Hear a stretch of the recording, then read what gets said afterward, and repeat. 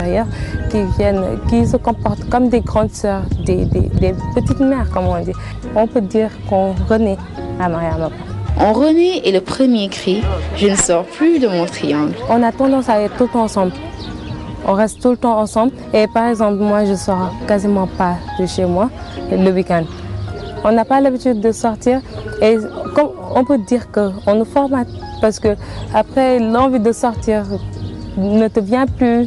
Et le seul repère reste la lecture. Ah oui, c'est sûr. Déjà, même à la maison, parfois on me dit de sortir parce que je suis tout le temps dans ma chambre avec un livre. Si je n'apprends pas, je suis avec un livre. J'aime bien les films aussi, mais pas autant que la lecture parce que la lecture, elle est passionnante. Ça libère. La lecture, elle est... Je ne sais pas comment exprimer ça, mais elle est formidable. Sur l'île, elle aperçoit au bout de son nez la terre ferme et mieux, le développement. D'abord, je voudrais faire les sciences politiques, ensuite me spécialiser en économie politique internationale parce que j'aime bien les modèles économiques, le capitalisme, le libéralisme, comment fonctionnent les États. C'est juste pour comprendre et pour aider le Sénégal à sortir. Je vais faire partie de cette élite qui va sortir le Sénégal des pays dits les moins avancés.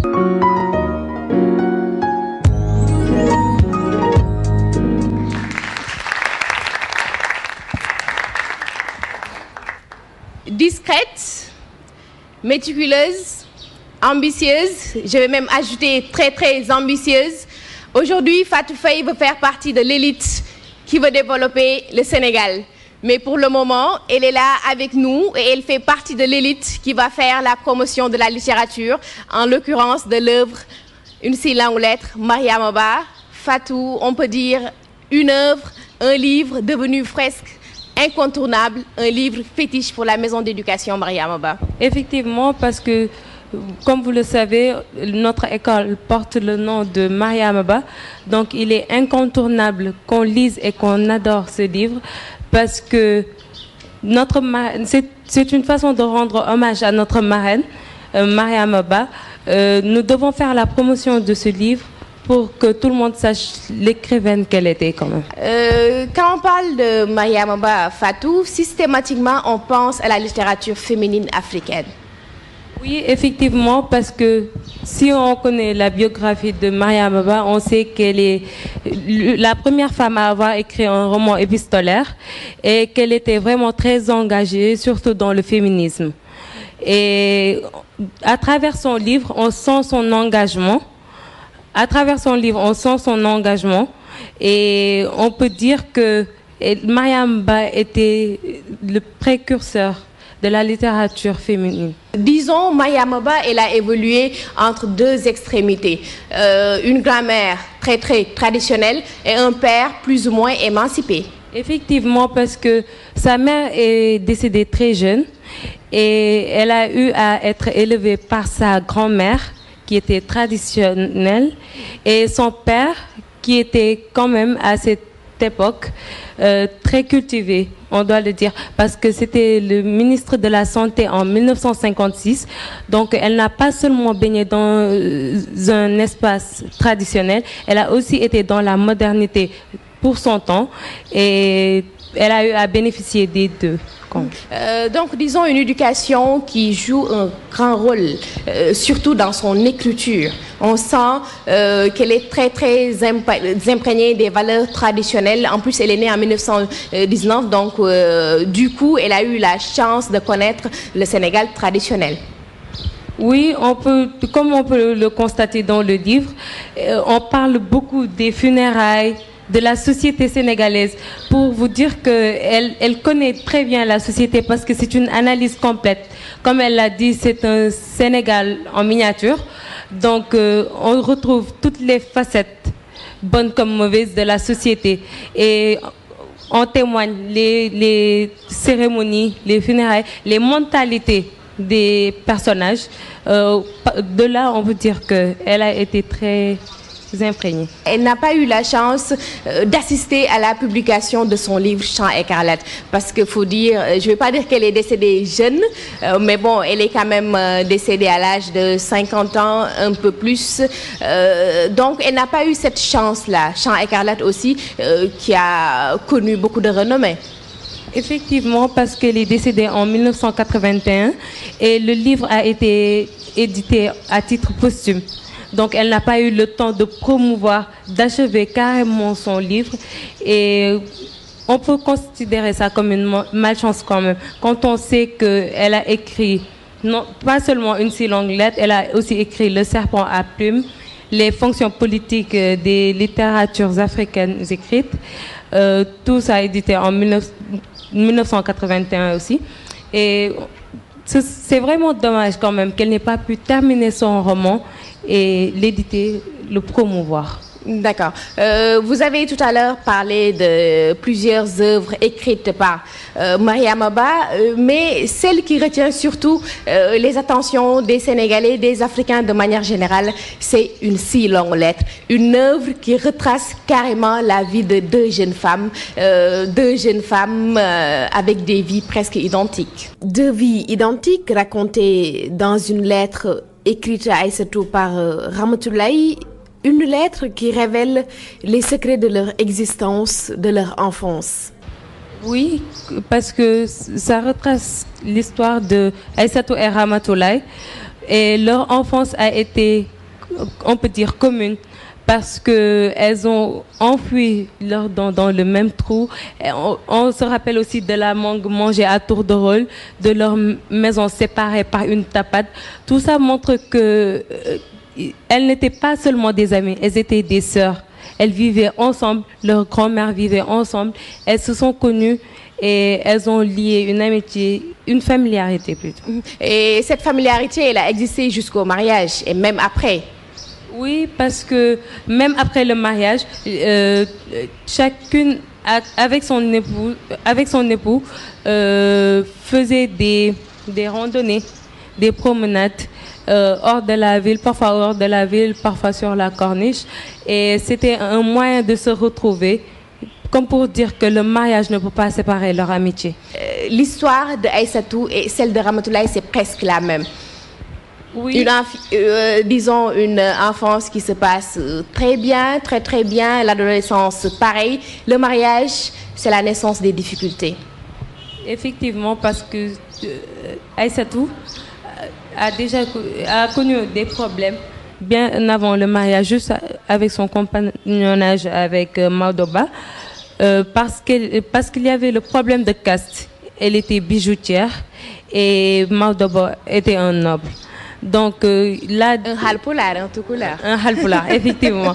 Et là, il y avait déjà un problème. Tandis que Ramatoulaye, après le mariage, il n'y avait pas eu de problème jusqu'à l'arrivée de Bintou, qui est la deuxième épouse de Modou Fall. Il faut dire que la maman à Maodoba n'était pas très très d'accord pour le mariage parce que pour lui, un toucouleur ne peut pas se lier à un bijoutier parce que sûrement ce toucouleur-là n'amassera plus argent, pour reprendre les termes de l'auteur. C'est vrai parce que c'est la mentalité de la belle-mère d'Aïssatou qui est très ancrée dans les valeurs et dans ses valeurs.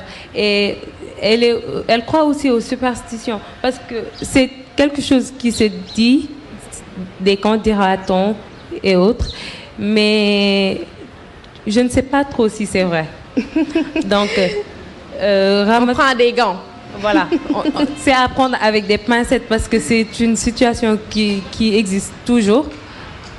Donc, la belle-mère d'Aïssatou est le type même de la femme ancrée dans ses valeurs traditionnalistes à souhait. À premier coup, quand on regarde, on a l'impression que le mariage ne dérange pas Tata Nabou ou bien Maman Nabou, c'est Nabou pour les autres, mais au fond, elle était en train de mûrir sa vengeance.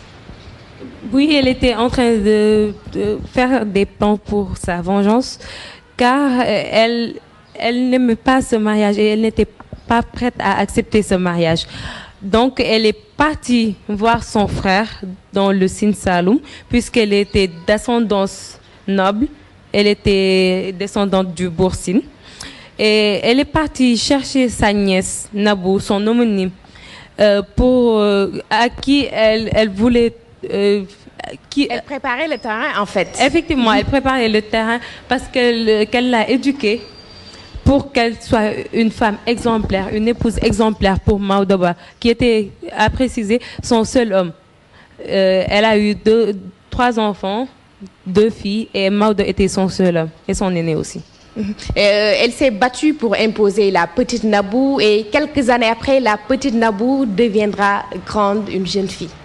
Oui, elle deviendra grande. Elle devient l'arme de Mam Nabou parce que la grande Nabou, Mam Nabou, n'avait qu'un seul intérêt, se venger de Aïssatou, qui était venue salir en quelque sorte sa descendance noble et royale. Donc c'était juste à ce titre qu'elle a utilisé. Nabou a été un instrument de vengeance. Peut-être qu'elle la considérait parce que c'était après tout sa nièce et son homonyme, mais c'était surtout pour ça, pour se venger d'Aïssatou. La petite Nabou, devenue grande, va se retrouver entre les mains de Maodoba, ce qui n'était pas du goût d'Aïssatou.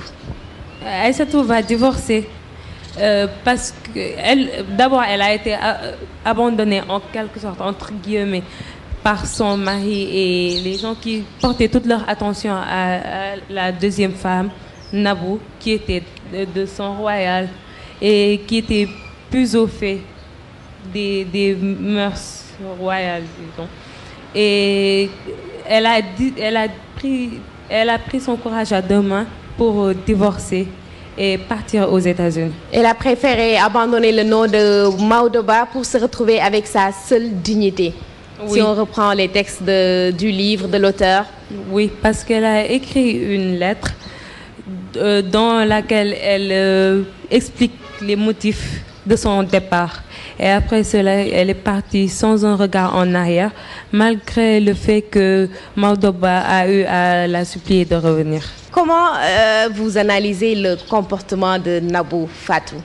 Je dirais qu'elle a été courageuse parce que déjà avoir un mari médecin à cette époque et vivre dans une situation aisée, tout laisser tomber pour partir à l'aventure, surtout avec ses 4 fils, l'éducation des enfants à prendre en charge, un travail à trouver et autres, partir dans un pays inconnu où on parle de surcroît l'anglais, qui n'est pas une langue très connue. Je pense que il faut beaucoup de courage pour faire ça. Et ce n'est pas donné à tout le monde aussi de le faire, parce que tout le monde n'a pas la même témérité et le même stoïcisme. Peut-on comprendre, Fatou, le comportement de Maodoba, qui au début disait « J'accepte ce mariage pour éviter que le cœur de ma mère lâche ». Je dirais que le comportement de Maodoba est du fait du complexe qu'entretient un fils avec sa mère. Parce que Maodoba aimait tellement sa mère qu'il ne voulait pas lui faire de mal. Et même s'il n'aimait pas ce mariage, il a dû le contracter à contre-cœur, juste pour éviter à sa mère des problèmes de santé. Mais est-ce qu'à la fin, il n'a pas quelque part été séduit par la petite Nabou? Parce que quand même, quand il abandonne sa femme, là-bas, c'est sa mère qui n'intervient. Sa mère n'intervient pas directement.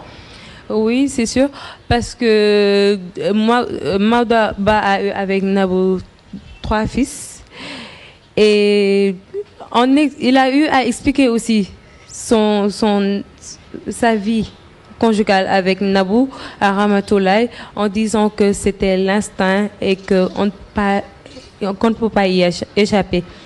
Donc, je dirais pas qu'on pourrait expliquer l'attitude de Maodoba, puisque c'est sûr que je vais prendre parti, mais pour être objectif, je pense que c'est un fait, puisque c'est indépendant de sa voilà, de sa volonté. C'est la nature, et c'est quelque chose que l'on ne peut pas changer. Aïssatou, son ménage brisé, elle quitte, elle divorce. 3 ans après, un autre ménage sera brisé, mais cette fois-ci encore, c'est la polygamie qui revient. Oui, c'est la polygamie qui revient parce qu'il s'agit de Ramatoulaye cette fois-ci, qui sera veuve. Mais avant d'être veuve, elle sera abandonnée par son mari qui a préféré convoler vers Noël Noces avec Bintou, la fille de l'amie de sa fille. Bintou qui est l'amie de Daba. Et après ce mariage, il a carrément abandonné Ramatoulaye et ses 12 enfants. Donc, elle a commencé à vivre le calvaire, les problèmes financiers, sociaux avec les enfants à éduquer, l'importance du rôle du père dans l'éducation de ses enfants. Et Moreau aussi, parce qu'il y avait la solitude, la nostalgie. Et Ramatoulaye se sentait quelque peu... comment dire? Elle se sentait seule parce que ses enfants n'étaient pas du même côté. Ses enfants étaient pour qu'elle quitte le ménage. Effectivement. D'abord, elle lui avait dit de divorcer, comme a fait Ramatoulaye 3 ans plus tôt. Mais elle n'a pas voulu. Ce qui amène aussi d'autres problèmes moraux parce qu'elle est tiraillée entre partir et rester pour ses enfants.